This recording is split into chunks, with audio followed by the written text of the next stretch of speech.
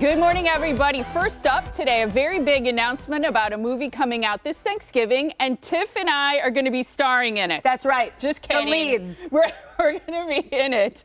Very small part, we hope. The movie is based on a book called Most Guys Are Losers, written by Mark Berzins, a dad and a bar owner. And Mark was on our show a few years ago several times, and today he is back with the guy who's going to play him in the romantic comedy. So we are thrilled to have Mark back in town, along with Andy Buckley, who is from The Office. Andy played David Wallace in the show, who is the CEO of Dunder Mifflin. Good morning, guys. Good morning. What up, guys? Thank you for having us. I noticed I'm a poor replacement for the real deal.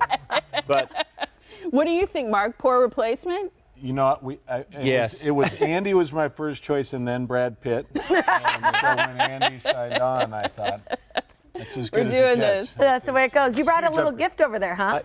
I see you have your coffee mugs here. I felt it was important that you had your very own, Dunder Mifflin Yes, coffee please. mugs in I case. like that. And thank you. We're all part of the Our- NBC family, the Absolutely. NBC universe. Our producer just yelled in my ear, that's mine. Yeah, she because said it to me, too. She's the biggest Office fan that you will ever meet.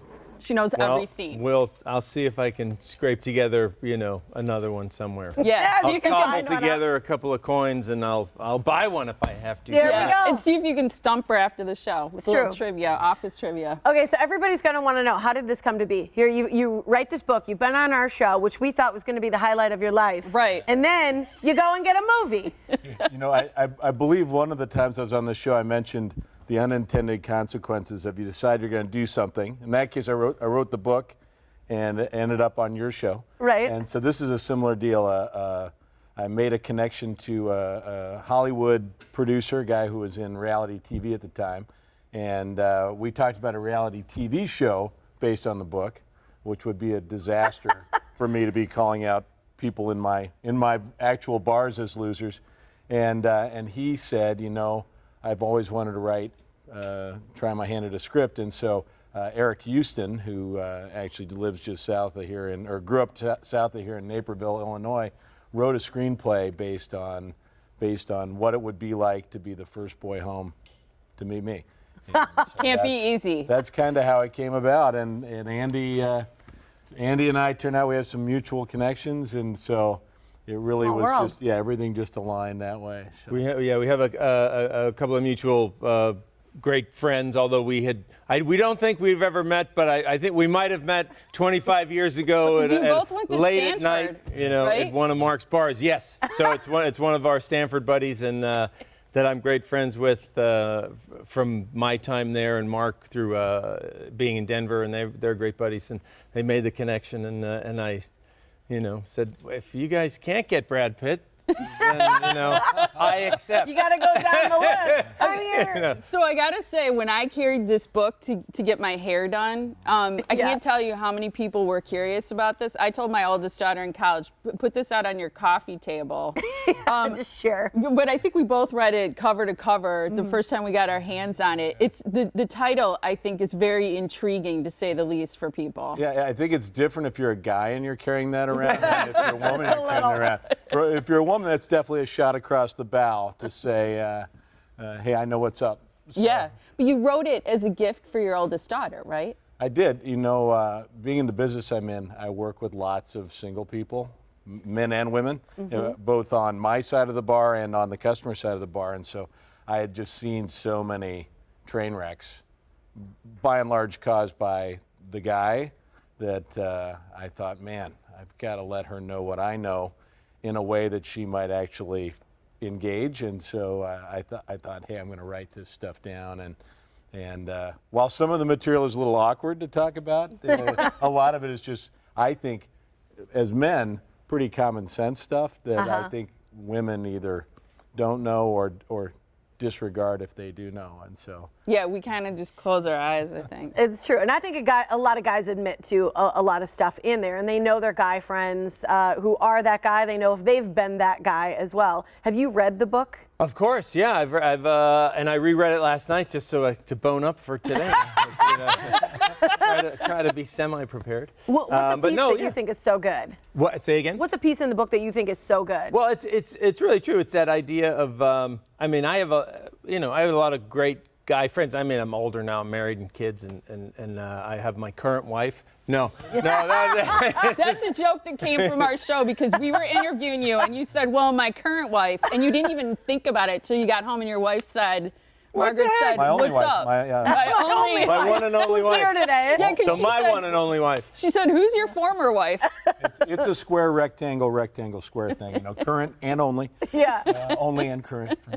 But it is that you have like, a ton of and most of my buddies are married now, and but as you come up in your 20s, like who would I set her up with? Like, God, he's a great guy, but he's always working. He's not a great mate. He's not gonna be he's gonna be a great partner.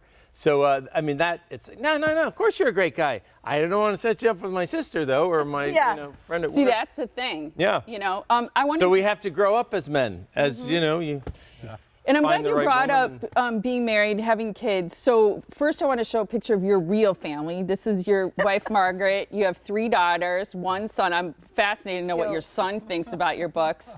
There again is your family. And you actually have one member of your family who's in the movie playing himself. That's true. My nephew Aiden, who actually had just come to stay with our family at the time, Eric showed up and was The director. and was inspired to write the screenplay. And so, as we got closer to the movie becoming a reality, Eric had said, "I really think it would be neat if Aiden would play his own part in this movie," and so he did, which was He's fantastic. Yeah, Yeah, he's so great. he's transgender, and it was something that, as a family, you talked about, and he came to live with you. Yes. So he plays himself in the movie. He does, and so there's a little bit of his journey is in there. So that while it's not the movie is fictional, there are a lot of grains of truth that Eric incorporated to sort of the storyline. So Here's your Hollywood There's your movie. family. How was There you are, Andy. Yes, And so Mira your wife Sorvino plays your wife. Yeah, how was working with her, with Mira? Oh, she's magnificent. She's lovely and kind and super smart and sweet and funny. And I mean, she's married she has 4 kids. Wow. I mean, I have 2 kids. I don't know how anybody does more than that. But she's just as lovely as they come, and is very knows her stuff. You got to show up and be prepared. I want to do some rapid fire, but first I have to know if when you see people out in public, if they use the words from the song that you sang, the Suck It. The Suck It song, which we have video of. Do people come up to you and say, Suck It? I've cut the line at Disneyland by singing the Suck It song for my kids. No way. That was we were. Hey, there he is. you Oh, are. that's a mess. What a mess. There you are. Dude, take it, suck it. Suck it. Take out. You suck it, then you suck it. Yeah. There you go. Teddy. Suck it. Yeah. I didn't know. It was the end of the day. The ride was shutting down. It was the California hotel thing. The thing where you sit and you just drop. And my older son, he's like, Dad, come on. And let's see if we can Do something. And so we just kind of walked up. We were just going to say, hey, but I got to get him. Anyway, we can just sort of cut the line. And the guy said, oh, yeah. I'll let you cut the line if you sing. He literally was like, he just cut right to it. He's like, Suck It song, huh? So you want to sing the Suck It? So great. I was like, Will do. I started, I'll sing. Yeah. If Okay, it gets my kid, In the front of the line, I'll do it. So There you I am open to anything. There you go. Clearly. I like it. All right, we're going to do rapid fire with you guys. You guys can answer these. We'll and see it's how well okay. you know the book. Yeah, it's okay. Okay. If you disagree. All right. you just read it. He might I know, I better should. than me. First one, a good man is hard to find. True or false? Why is it just really quick? Checking with him. Statistically, it's just when you take all of men's flaws, there are very few that pass muster, at least in the partner category. Okay. Men have one-track minds. But apparently we also think of beer and sports. Oh. Fair. So you have room for a That's little a extra. distant second. All right, the next one. But- Why buy the cow if the milk is free? True or false? It's true. There you go. I'm just delaying all my reactions. It's a good idea for women to play hard to get. Oh. Hey, if you want to try this one? If you're interested in the guy, a nice smile is a good thing, right? I remember that from last night. Yeah. Just let him know. Crushing it over here. Very true. How about good things come to those who wait? False. That is false. You got to take the bull by the horns. Yeah, you really got to get on that.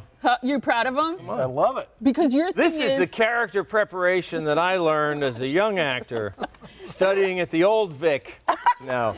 Because your thing is the greatest pool of attractive, available, good guys is when you're young, in your 20s. College. That's it.